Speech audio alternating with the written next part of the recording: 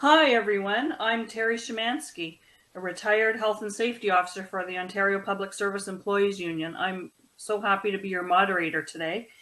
Welcome to the third Mayday session held by Occupational Health Clinics for Ontario Workers, OCOW for short. Now, most of you probably have attended a webinar before and know, but OCOW is a multidisciplinary health clinic with specialists such as occupational health nurses, doctors, ergonomists, and hygienists. They assist workers in workplaces with occupational exposures and prevention. I also want to wish you a great Nurses Week. It's Nurses Week, and National Nursing Week is the annual celebration of the anniversary of Florence Nightingale's birth on May 12th, which is also celebrated around the world as International Nurses Day. So this year, the celebration takes place from 9th to the 15th of May.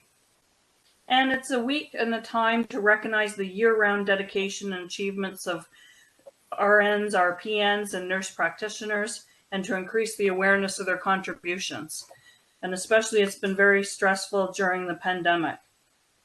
So today we're going to hear 3 experiences about addressing psychosocial factors in the workplace.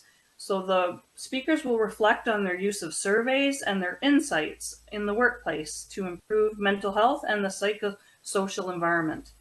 So here's a couple of nuts and bolts that we'll need for today.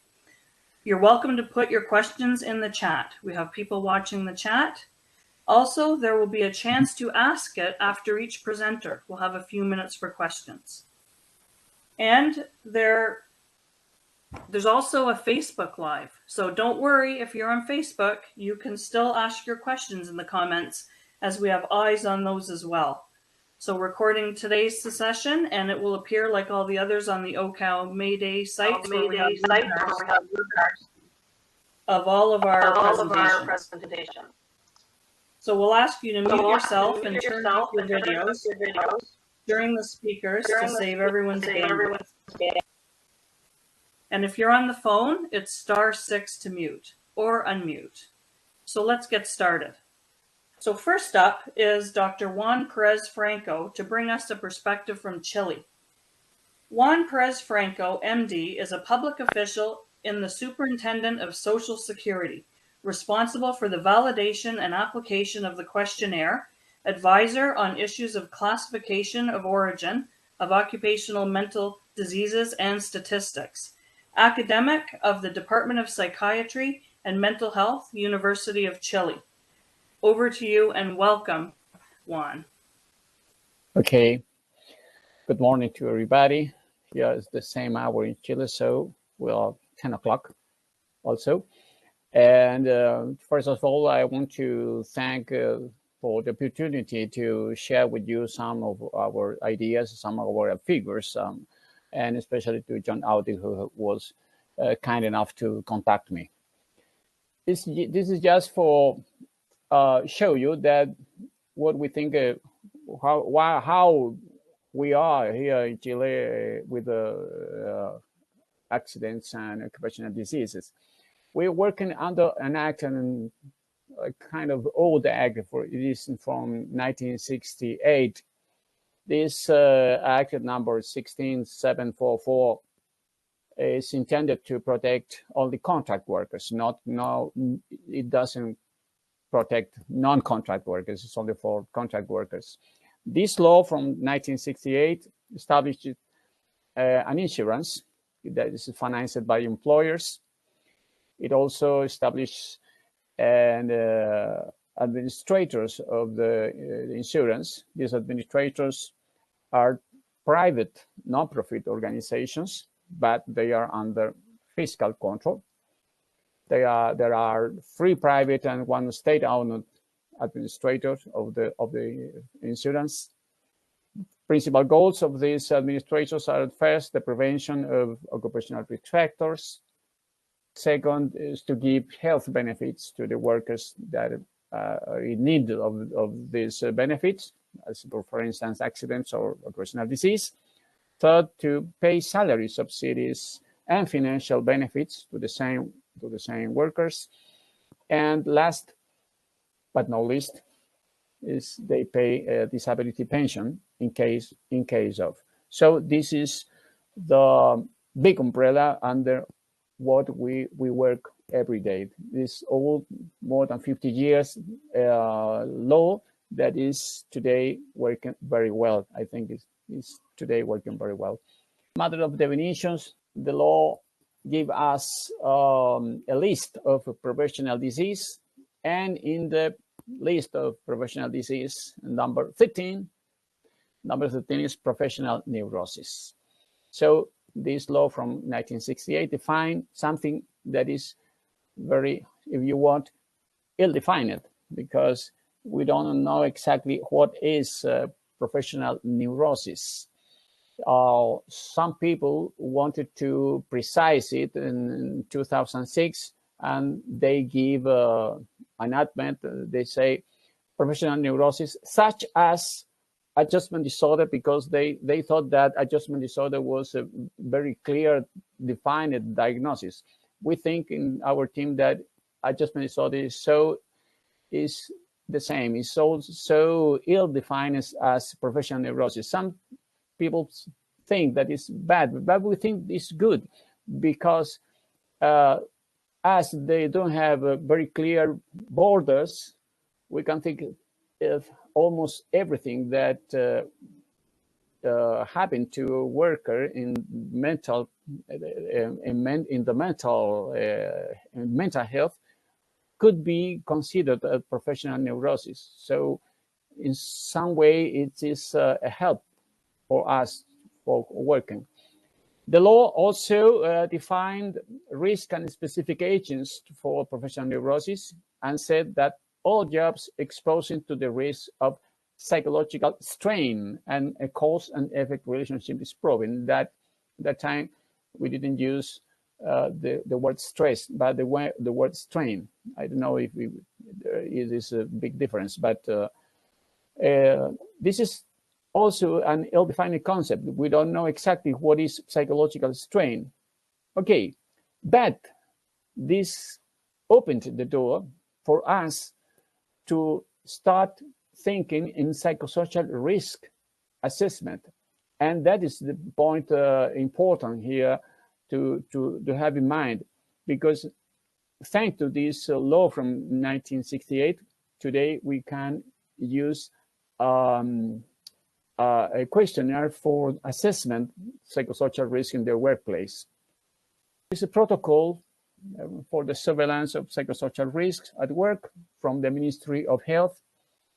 The first version was in 2013, the next in 2017, and now is coming a new version in 2022. We are working in this new version of the protocol.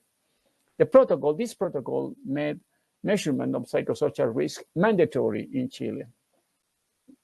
It includes measurement through the questionnaire, COPSOC first. We call it in Chile Suceso ISTA 21. We're working in the new questionnaire. The new questionnaire is ready now, but we have some technical problems to put it in the web internet. So we think that the protocol has to be ready, and the questionnaire online has to be ready by the end of this year. The questionnaire includes participatory and manualized methodology. The last edition of this manual was in November 2020. It has two versions, a short version. We used it as a screening. This is mandatory for each workplace in every company, every institution, over 9 employees, every 4 years. It yields results, high risk, medium risk, or low risk for the whole workplace. If the workplace has a high risk result, has to apply the long version of the questionnaire immediately after it has applied the short version. It has to apply the long version if it has a high risk. The long version is applied in case of high risk with a short version, but also if the workplace has a worker with a mental occupational disease. This is the second condition for applying long version. But the third is voluntary. And today we see that many workplaces prefer to apply the long version, because of course long version has many other dimensions and items and questions that for many workplaces are very interesting to deal with. So there's many voluntary workplaces that apply the long version of the questionnaire. Both versions, short and complete, are internet accessible and online. Both deliver automated risk scores by workplace, and they also deliver advice. Of course, if the workplace has some dimensions with high risk, those dimensions with high risk are advised with automated advice. The workplace doesn't have to put the advice, but it uses it as an inspiration to deal with the psychosocial risk. So this is the participatory methodology and risk management. The manual, the protocol says that in the workplace has to form an implementation committee. This implementation committee is a joint committee, part named in the same number of members by the employer and the employees. So we advise that the committee is no more than 10 to 12 people, 12 to 12 persons, because greater than that it doesn't work very well. So we 10 to 12 is more or less well. And for instance, you have 10 persons, five are named by the employer and the other 5 named by the workers. This committee has many functions, many responsibilities. One of the first responsibilities is the diffusion and awareness campaign, because to answer the questionnaire is not mandatory for the workers, but it is mandatory for the employer. So the employer has to do something for making workers to answer the questionnaire. And the principal reason is fear to answer, because people feel that my answer will be known by everybody. I don't want to be known by everybody. So the first thing is to ensure people that the answers are anonymous and confidential. And this takes more or less 3 months, 2 to 3 months, to make a good diffusion and awareness campaign, because the workplace has to reach and response over 60%. If the workplace does not reach the 60%, the questionnaire is not valid. So it has to reach the 60%. So it comes to the third stage of questionnaire application, more or less in 1 month. And then the central part of the methodology, that is the analysis of results and the proposals. This is worked by the workers itself in little groups of discussion. They are under the responsibility of the implementation committee. And from these discussion groups comes the proposals. What can we do with this risk? What can we do? These proposals are summarized by the implementation committee, and they give this proposal to the administrator, the occupational safety and health administrator.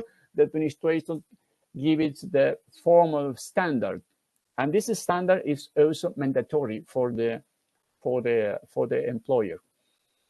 After that, the monitoring of intervention, monitoring the interventions are done by 3 actors: the administrator, the own itself, the implementation committee, and the authorities. Health authorities or labor authorities can go to the workplace and say, how do you do? How you're going with implementation? It goes well, or it doesn't go well. And finally, the 7th stage is reassessment. 2 years or 4 years. It depends on the risk level. Maybe with a new implementation committee, people go inside and outside the organization. So maybe it's a new implementation committee. So this is the whole cycle of participatory methodology and risk management of psychosocial risk. In the years we have been gathering some figures. You see here that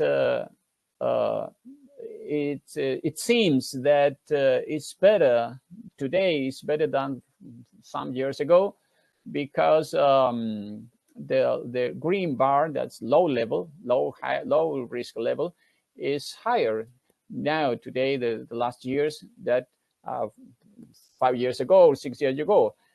We don't know if it's very real, because the last 2 years we were in pandemic, as you know, of course, and we don't know if it has affected the results. But in the years before 2020, you see that the high risk bar, red here in the top, is a little better than the first years. We don't know if this is very real, but this in mind, these results in mind.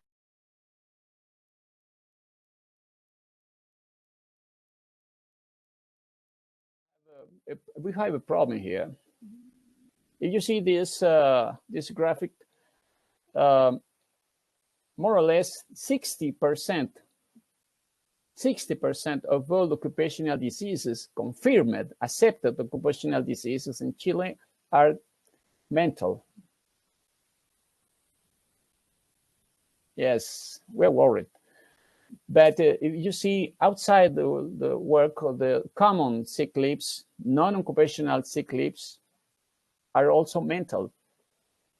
28.7% of mental disorder sick leaves. Just in 2020, you see, only 14.5% of COVID-19 sick leaves. So we had more mental disorder sick leaves than COVID-19 sick leaves. And inside the work, 60% of all occupational disease confirmed, accepted occupational disease are mental disease. Of course, we are worried about that. And it seems that this data is not easy to reconcile with the data that we are better in the psychosocial measurement. So how can this be? We were searching in the disease, into the mental disease. We ask which are the agents that people says are the causes of their disease, and the principal agent is harassment. You see here that harassment is more or less 33% of all the occupational disease. And then work conflict, any work conflict, leadership or organizational dysfunction, the next 26.1%. So among this, between these harassment and work conflict, you have more or less 60% of all the agents. Then psychosocial overload, I don't know what is this exactly, but it's in the file. Work overload, work stress, and many others. But if you sum the 2 first, or the 3 first, or the 4 first, you have more than 70% of all the causes, the agents of mental disease in Chile. We started to make some correlations. For instance, here we correlated dimensions of the questionnaire, the long version of the questionnaire, with on a stress scale. We use the Sutherland stress profile inventory, and we see that not all dimensions have correlation with the stress. Principal correlation is the higher correlation is emotional demands, as you see there. After that, quantitative demands, demands for hidden emotions, role conflicts. role conflicts, recognition, the recognition to say people that I appreciate your work, you're doing well. That is recognition, and it's very correlated. It has a very high correlation with stress. And finally, work-life conflict with point 43. We are investigating what happened with the new questionnaire. This is the new questionnaire. The new questionnaire, we have more or less 2,000 observations with the new questionnaire, and we are dealing with what happened with the new questionnaire and the new dimensions. These dimensions are not exactly the same that the old questionnaire, but if you see here in this structural equation modeling, not all the dimensions, are correlated with the mental health. Here we measure mental health with the GHQ, the General Health Questionnaire, 12 questions that are validated in Chile also. And you see that the 12 dimensions, are only 4 of them are very structurally correlated with the mental health. Then these are the 4 dimensions that has very high, or more or less high correlation, structurally correlated with the General Health Questionnaire. Recognition and clarity of role. After that, harassment and bullying, with this more or less the same as recognition and clarity of role. Then vulnerability, that is a new dimension. This dimension, we take the scale from the precariousness scale from Marcelo Amable, an Argentinian investigator, Marcelo Amable, and the Chilean Alejandra Vives. They made this scale. They validated the scale first in Spain, and then in Chile, and then I guess that they made the same work in Argentina. So this is a new scale, vulnerability. Vulnerability is just the fear of to be afraid to demand their rights in the workers. So if the workers have fear to demand their rights, we measure it through the scale of vulnerability. So recognition, harassment, and vulnerability. And then you see fellowship. Fellowship is just trust in my colleagues, trust in the other workers that work with me. That is fellowship. So recognition, harassment, vulnerability, and fellowship are the principal dimensions that are correlated with mental health. This is a way to investigate, to imagining what to do next with the results of the questionnaire and with inside the enterprises. Is that we have a problem with the recognition and harassment, or vulnerability. Yes, that's a problem here in Chile. That's the question we are doing in these days after these results. The next thing is just a couple of slides. I want to show you how do we manage the qualification of origin of a disease. The first step is an individual claim of a professional disease made by a worker. The worker go to the administrator and said, I have a disease, and I think my disease is of occupational origin. So you have to investigate this. This is an individual claim of professional disease. The worker said, for instance, my boss harasses me. They have me without any tax all the whole day. I don't have no duties. I have nothing to do. I just sit in my place and do nothing. They want to board me. They want to that I renounce. I quit they want me to quit the job. Or my boss makes fun of me, or my companions, my class, my colleagues makes fun of me in public. So they receive the first medical attention, psychological attention, and if it's necessary, a consultation with the psychiatrist. Not ever is necessary consultation with the psychiatrist. Just first the medical attention, the psychological attention, then They made a job post study, must be guided by the workers' complaint, and the job post study has an interviewing with, as the norms say, the standard said, a reasonable number of witnesses to form a clear idea of what happened. There are worker witnesses, named by the worker, and employer's witnesses, named by the employer in paired numbers. And the job study may get informed, the medical attention may get informed, the psychological attention may get informed. All these informs go to the classification committee. The classification committee are composed by 3 professionals, 1 occupational physician, 1 psychiatrist, 1 psychologist, and they has to take, they has to do a decision. Is this mental disease of labor occupational origin or not? If they say that they are non-occupational, they go to the worker has to go to the common health program outside the insurance of occupational safety and health.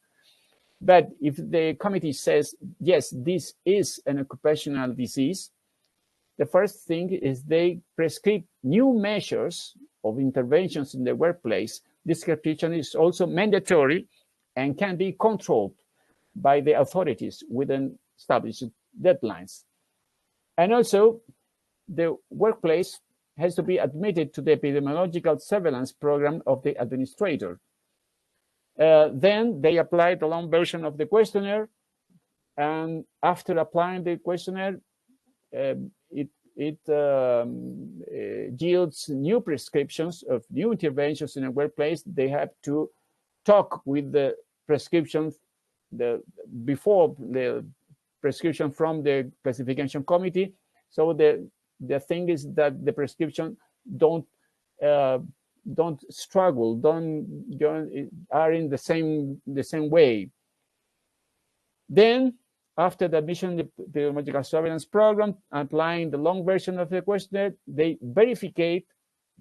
comes the verification that all the applications are good, are okay. If they are okay, so they wait for the worker to improve, and the worker goes to a return to work program. But if the verification is not good, so they have the obligation, the administrator has the obligation to complain to the health or labor authority. This is more or less the scheme that we used for qualification the origin of the mental disease in Chile. Well, that is all. I don't have more slides, so I have been on the final slide. Thank you very much. Thank you so much, Juan. I mean, I was envious of the requirement to do the survey in Chile, and we heard that was the case. So it was very interesting to hear your perspective, and struck by the process, the steps about forming the committee, and also your insights about how to deal with challenging issues that arise. So thanks very much for that. I'm going to open it up. Does anybody have any questions or comments for Juan? I don't see any in the chat, but just please unmute and ask. We have a few minutes. I have a question just about the vulnerability scale that you had mentioned, that being sort of a new piece. You mentioned it was a researcher from Argentina? Please, I didn't understand the last question, please. The vulnerability piece that you yes. talked about, you said it was a new factor, I guess, put into the scale. Is that correct? We put inside our questionnaire because there was results before our questionnaire in Chile. We have this the scale of vulnerability has been applied many years ago, 5 years or 6 years. So we have results from other investigators, and a big questionnaire applied in Chile some 5 years ago. So we have results from other places. And that was the reason we used the vulnerability scale, because we thought that was a good idea to include this vulnerability scale inside the psychosocial risk scale. And it was good for us because it has very high, as you see the items, individual items of the scale, of the vulnerability scale, they have one of the highest correlation with the mental scale. So we understand that there is of course a clear relationship between vulnerability to fear to ask for my rights and the mental scale. That is absolutely. So what was the name of that scale? Just I wanted to look into it a bit further. Yes, the scale is named precariousness, job precariousness scale. Okay. From Amable, Marcelo Amable. Amable is Amable. I don't know how to say it, but it's a very Spanish. No worries, I'll look it up. Faraz put a link to it in the chat. Oh, perfect. Thank you. Yeah, yes. awesome. Okay, Kathy, I see Kathy's hand up. That was me. That was me just now. Okay. Yeah, I'll put it down. And yeah, I put in the chat, what are the items of the scale? Because I was wondering, is this vulnerability scale one of the changes in the COPSOC 3 where the job and security factors were added? Please. The COPSOC 3 had some new items. One of them was job security, job factors. Does that have anything to do with the vulnerability scale? Well, the job insecurity for us was not a very high or very good, very good dimension. What I want to say is that when we calculate the correlation with mental health, surprisingly, insecurity of work was not one of the highest correlated scales with mental health. For instance, recognition is much more important than the insecurity of work. We don't know exactly why, but to be recognized inside the work is more important that I don't have my job is not very secure for me, or I have fear to lose my position. It's more important. It seems to be more important that we are recognized inside the organization. That's what we saw inside the new questionnaire. Great. Any other questions for Juan? Put up my hand. Oh, Valerie. Yeah, go ahead, Val. Hi, Juan. This the whole organization seems amazing to us. I think the level, the back and forth between the regulator and the company, and the need for the company to get worker engagement in order to successfully complete a task they're mandated to do. I'm just wondering, I guess, do you think, and have you been able to measure, like, do you think it has improved workplace culture in Chile, that everyone's more aware of the fact that stressors or psychosocial hazards have an impact on workers that can result in mental harm, and that they're consciously trying to avoid that? Do you think this system is working, I guess, in terms of improving the health and safety of workers and the engagement, sort of the hazard communication between workers and employers on an ongoing basis? Okay, yes. Well, you know that in the last, I don't know, 10 years, 15 years, 20 years, 30 years, yes, because maybe you have called our social burn, social,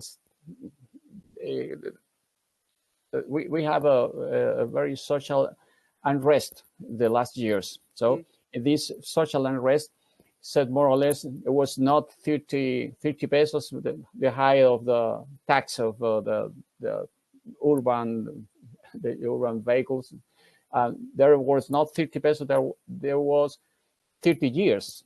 Okay, so here we have a consciousness in Chile that mental health is very important, and we are not dealing with this very well. That's the reason, for instance, that we have so high rate of non-work, not occupational, a high rate of sick leaves of mental origin.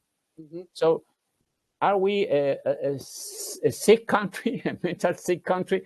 I don't know. We think it's not true. The thing is, we are dealing with our rights. All the people that they are here is talking about rights, about human rights, about rights with labor rights or health rights. We are talking with a new constitution still. You know that we are talking with a new constitution, and all this, of course, has impacted, has something to deal with the world of labor. So the world of labor is more or less reflecting what is happening in the whole society. That is why people inside the labor world has accepted this the psychosocial risk measurement. Besides, that is mandatory. Right. Yeah, of course, that's mandatory. So you can't say no. I don't want to measure in my workplace. Sorry, but you have to measure. If you don't measure, there's a fine. This is an inspector. You have to measure. It's better for you. But the principal thing, I think, is the context. The context we are dealing with a change, with a change, with a culture, with a mental change in Chile, and we are very worried. But for the mental health in Chile, that's a very significant thing. Maybe this is the context why these things are working. I really working. Great, thank you so much, Juan. And I sure hope that you don't have to go and that you can stay and listen to the other presentations, because then you can hear a bit about here where doing this is not mandatory, etc.